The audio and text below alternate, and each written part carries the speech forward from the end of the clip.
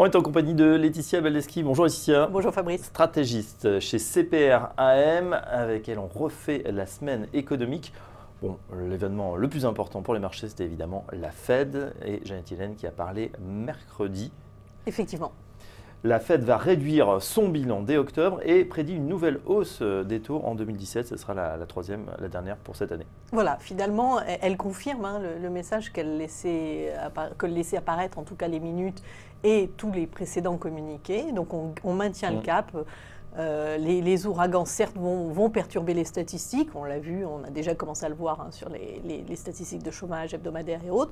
Mais globalement, ça ne remet pas en question la conduite de la politique économique sur les prochains mois. Et donc, elle maintient cette troisième hausse telle que les Dodds nous l'annonçaient depuis déjà plusieurs mois. Finalement, rien ne change. Enfin, elle est plutôt droite dans ses bottes, Janet Yellen. Elle fait ce qu'elle avait dit. C'est vrai qu'on s'attend toujours dans ces grands-messes de la Fed à des choses exceptionnelles.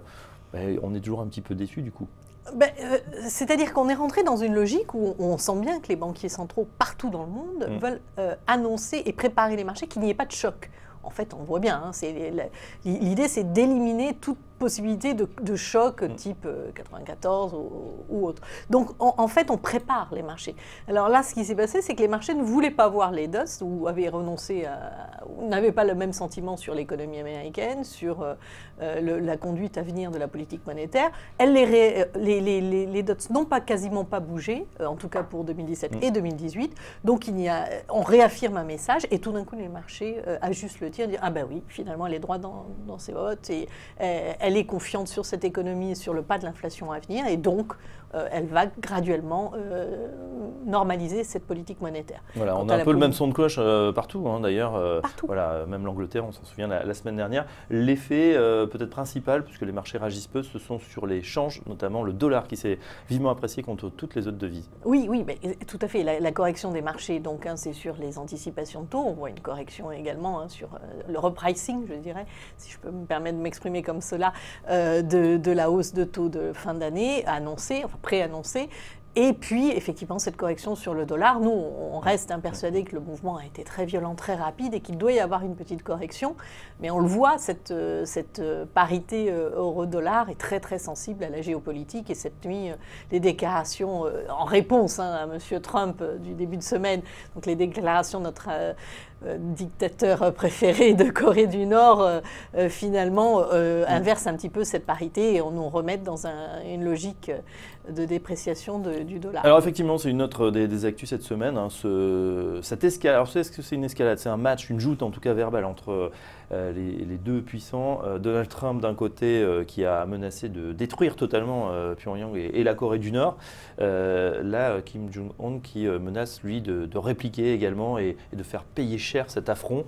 Est-ce que ça n'inquiète pas du tout les marchés? Et c'est vrai qu'on en sourit un petit peu. Il y a vraiment aucun danger de ce côté-là? Ouais, mais il y a un danger puisqu'on voit bien l'imprévisibilité des deux personnages, l'un face à l'autre. Je dirais même presque plus de M. Trump que de M. Kim Jong-un.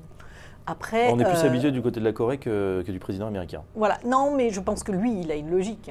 Il cherche, il va continuer. On l'a laissé faire quelque part. Donc il développe son arsenal nucléaire, mais c'est sa protection. Et il n'a aucun intérêt à s'en servir réellement. Il sait bien que s'il envoie quelque chose, il y aura une réponse immédiate. Mais c'est une protection pour lui. Il est quand même dans une situation un peu particulière. Voilà, et dans un environnement asiatique compliqué. Et on voit bien que la Chine est très ennuyée de cette situation. La Chine va être ennuyée, vous nous disiez justement, avant ce fameux congrès et la réélection de Xi Jinping, il ne doit rien se passer. Est-ce que ce n'est pas un peu le caillou dans la chaussure du gouvernement chinois en ce moment Enfin, je pense qu'en termes de communication pour M. Xi Jinping, c'est vraiment un problème, effectivement, puisque lui aurait préféré qu'on concentre les débats sur les miracles, notamment de la route de la soie ou des projets, des grands projets et des grandes réalisations chinoises, et non pas être confronté à cette problématique avec la Corée du Nord. Mais clairement, ils sont très ennuyés parce que dans les deux cas, Kim Jong-un, pardon, excusez-moi, l'inquiète par ses gesticulations et ses avancées dans le nucléaire. Mais d'un autre côté, les Chinois seraient très très ennuyés d'avoir la Corée du Sud et donc l'Amérique le long de leurs frontières. Donc tout ceci crée un déséquilibre dans cette relation en Asie très nettement. On reste en Asie justement côté Japon cette fois. On a également eu une nouvelle économique du Japon. La situation a l'air de s'améliorer lentement. Oui, la Banque du Japon donc, a confirmé l'amélioration de l'économie, de la trajectoire. Elle parle du cercle vertueux qui est en train de s'enclencher entre les revenus et les dépenses. Donc c'est ce qu'on constate dans les statistiques. Et elle indique qu'elle va maintenir, comme attendu, cette politique monétaire ultra accommodante de façon à conduire l'inflation jusqu'au 2%. On a vraiment une affirmation de cette politique japonaise. Et dans la conférence de presse, M. Kuroda a bien dit que il y aurait divergence, il y a divergence des politiques monétaires dans le monde. Le Japon va maintenir une politique ultra accommodante sur les prochains trimestres, alors que donc la Fed continue sa normalisation et que vraisemblablement la Banque centrale européenne va la débuter dans quelques mois. Oui, du coup, il devrait en profiter, ce Japon, dans un... Bon, il maintient cet océan de liquidité que la Fed cherche à éponger maintenant. Ça va être le grand gagnant d'être finalement à rebours de toutes les autres banques centrales. C'est lui ce qu'il dit, c'est que l'économie japonaise en a besoin.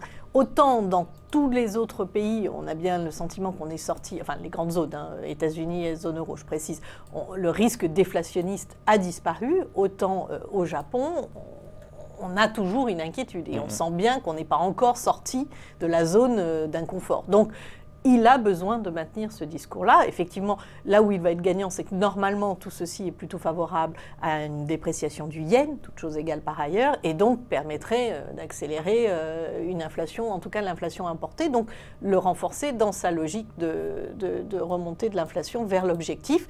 Mais on voit bien, et encore cette nuit, le yen est quand même considéré comme une valeur refuge, et même si... la géopolitique, enfin je dirais que les problématiques nucléaires lui passent au-dessus de la tête, au-dessus du Japon. C'est vraiment le yen qui souvent sert de valeur refuge. Et donc ça, c'est un souci pour eux. Donc effectivement, maintenir une politique monétaire ultra accommodante, c'est un peu venir contrebalancer tous ces effets. Qu'est-ce qu'on va suivre pour la suite de la journée? Ce sera les PMI, évidemment, aujourd'hui, très important. Et puis la semaine prochaine, est-ce qu'il y a des grands rendez-vous maintenant que les balles des banques centrales est terminé? Voilà, là on est tranquille jusqu'au mois d'octobre. Fin octobre, 26 octobre, ce sera la BCE qui remettra le couvert, si je peux me permettre. Effectivement, donc aujourd'hui les PMI qui seront confirmés toute la semaine prochaine par les enquêtes nationales, l'INSEE, l'IFO en Allemagne, donc ça c'est important, et les enquêtes de la Commission européenne qui ont une visée un peu plus large. Donc du côté européen, on regardera ceci et les premières estimations de l'inflation pour le mois de septembre, l'indicateur flash, donc qui est attendu dans la semaine. Aux États-Unis, on a la fin des données du logement, un logement qui plafonne actuellement aux États-Unis selon les dernières statistiques, et puis l'indicateur du déflateur de la consommation privée qui est quand même l'indicateur de prix le plus suivi, notamment le préféré par la Fed, donc on regardera ce chiffre avec attention.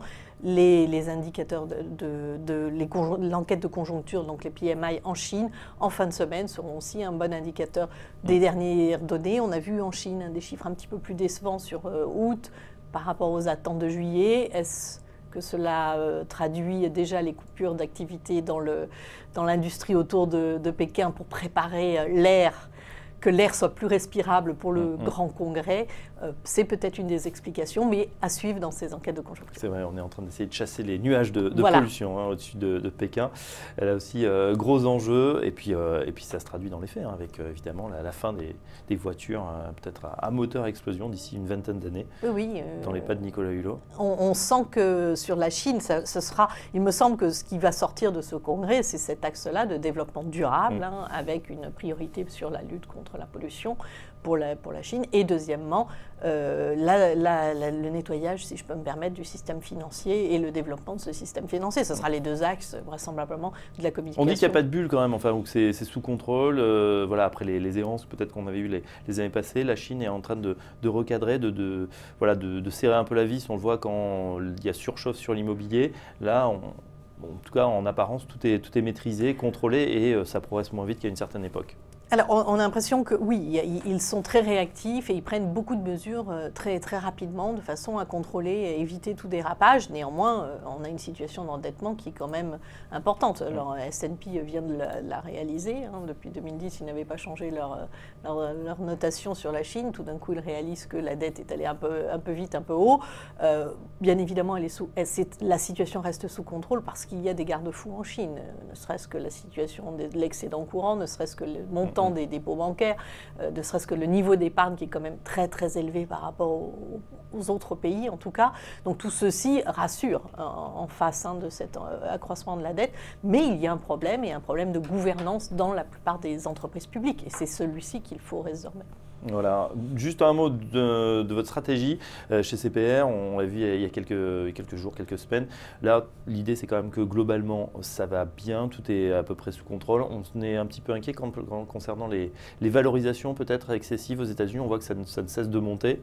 Oui, ça reste un sujet de préoccupation, effectivement. Et de fait, nous privilégions plutôt les actions européennes où nous pensons que dans la conjoncture actuelle,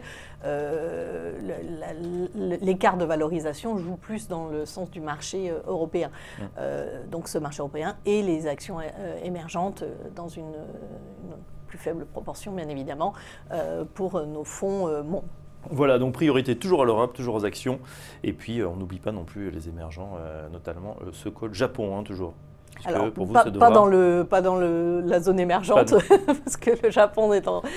mais on a toujours une position, mais pas forcément très marquée sur le marché japonais. Le problème étant le yen, et comme je le disais précédemment, quand il sert de valeur refuge, c'est en général un point négatif pour le marché japonais. Donc plutôt Europe émergent. Plutôt Europe émergent. Merci Laetitia Baldeschi qui refait la semaine économique avec nous, stratégiste chez CPR AM. À très bientôt. À bientôt. Dans un instant, à la suite du programme sur Téléfinance.